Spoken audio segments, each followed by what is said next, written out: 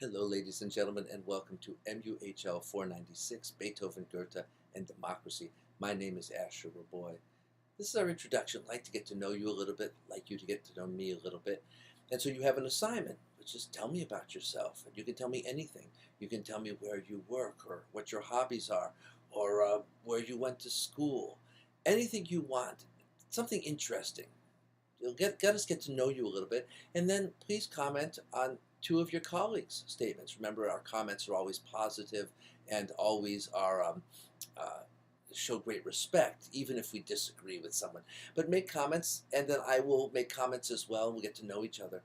But for me, let me tell you who I am. I have a degree in music, a master's of fine art.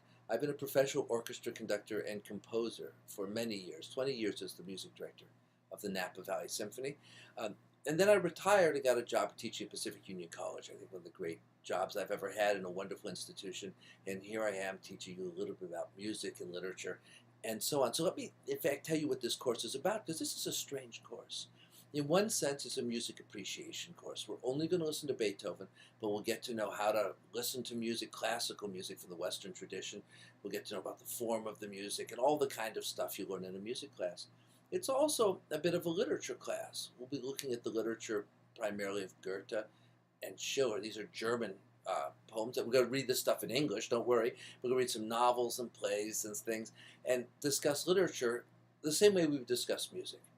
The third thing this class is a class in the history of ideas. You know, we always know what a head of state thinks. If a head of state goes to war, we know they went to war, and they make speeches, these heads of states, and they write diaries and they pass laws. But we don't know what the people below think. The real power in a society, particularly in a democracy, is what people are thinking.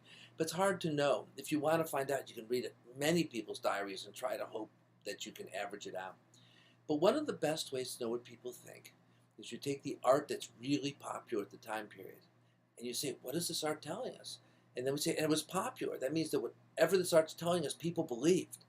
And what's really useful is if the art's very popular when it was written and less popular today, because it tells us there's something that people back then believed that we don't believe now.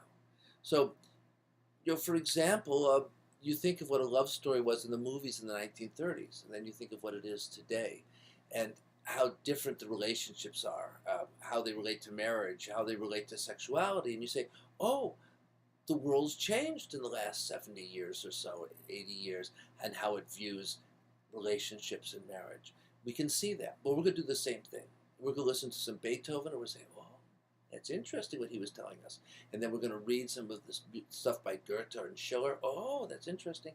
And hopefully we're going to find out what people were thinking. So that's our goal. Well, I'm going to leave you to explore the other things we have in this module. We have the syllabus.